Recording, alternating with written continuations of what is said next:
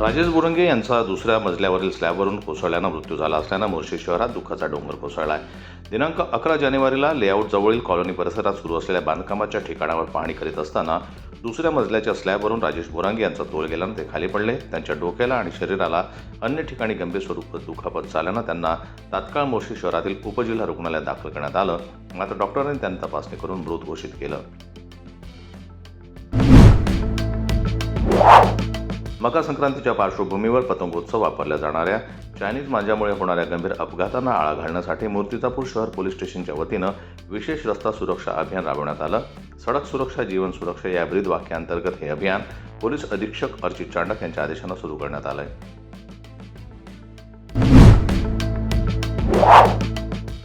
अवैध अंमली पदार्थ तस्करीच्या विरोधात केंद्रीय महसूल गुप्तचर संचालनालयाच्या अधिकाऱ्यांनी एक मोठी मोहीम फत्ते केली आहे। 11 जानेवारी रोजी गुप्त माहितीच्या आधारे सावनेरजवळील भागीमारी टोल प्लाझा येथे एका ट्रकवर DRIच्या अधिकाऱ्यांनी छापा टाकून तब्बल 522.138 किलो गांजा जप्त केला आहे।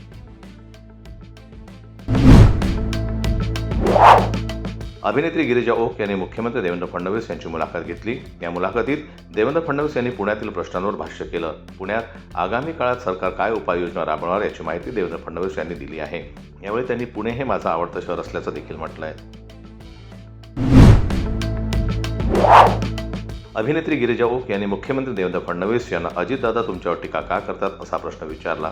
मुख्यमंत्री देवेंद्र फडणवीस म्हणाले की अजितदादा बोलतात, माझं काम बोलतं। पुणे पिंपरी चिंचवडमध्ये एकत्र लढू शकत नाही हे आमच्या लक्षात आलं होतं, कारण दोन्ही स्ट्रॉंग पार्टी आहोत।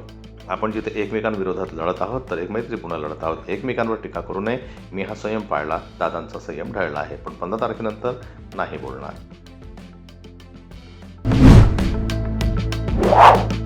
राज ठाकरे यांनी मुंबईतील जागा कशा प्रकारे उद्योगपतींच्या घशात घातल्या जात असल्याचा व्हिडिओ दाखवला। यावेळी राज ठाकरे म्हणाले की मुंबईसाठी पूर्वीपासून षडयंत्र रचलं जातंय, मात्र हा व्हिडिओ पाहिल्यानंतर तुम्हाला आज कळेल पुढे काय वाढवून ठेवलंय, असं म्हणत राज ठाकरे यांनी अनेक दाखले देत मुंबईत जोरदार भाषण केलं। उद्धव ठाकरे यांनी जोरदार फटकेबाजी केली। त्यांनी भाजपवर जोरदार हल्लाबोल केला। भाजपचं हिंदुत्व हे ढोंग आहे। काश्मीरमध्ये माता भगिनींचा सिंदूर पुसला गेला, त्यानंतर पाकिस्तानवर हल्ला करण्यात आला। ऑपरेशन सिंदूर केलं आणि काही दिवसांनी याच पाकिस्तानसोबत क्रिकेट खेळायला छानचे चिरंजीव पुढे, हे यांचं देशप्रेम असा टोला भाजपवर यावेळी उद्धव ठाकरे यांनी लगावला। शिवसेना शिंदे गटाला मोठा धक्का बसलाय। शिवसेना शिंदे गटाचे सहसंपर्क प्रमुख दादा पवार यांनी ठाकरे गटात प्रवेश केलाय। त्यांनी आपल्या शेकडो कार्यकर्त्यांसह शिवसेना ठाकरे गटात प्रवेश केलाय। दरम्यान शिवसेना ठाकरे गटात पक्ष प्रवेश केल्यानंतर सहसंपर्क प्रमुख दादा पवारांना अश्रू अनावर झाल्याचं पाहायला मिळालं। ठाकरे गटाचे उपनेते शरद कोळी यांच्या उपस्थितीत त्यांनी पक्षात प्रवेश केला। बिग बॉस मराठी 6ची सुरुवात जल्लोषात झाली आहे। या कार्यक्रमाचा ग्रँड प्रीमियर सोहळा पार पडला। यंदाच्या पर्वात अभिनेत्री, अभिनेते, गायक, सोशल मीडिया इन्फ्लुएन्सर आणि नृत्यांगना सहभागी झाले आहेत। कलाकारांना पाहून प्रेक्षक खूप उत्सुक झाले आहेत। लोकप्रिय नृत्यांगना राधा पाटील उर्फ राधा मुंबईकरची बिग बॉस मराठीच्या घरात एंट्री झाली आहे।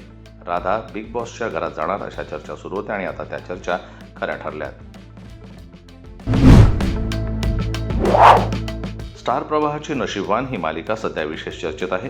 आदिनाथ कोठारे आणि नेहा नाईक या मालिकेत मुख्य भूमिकेत झळकत असून एकंदरीतच कथानकानं गती पकडल्याचा फायदा मालिकेच्या TRPसाठी झाला आहे।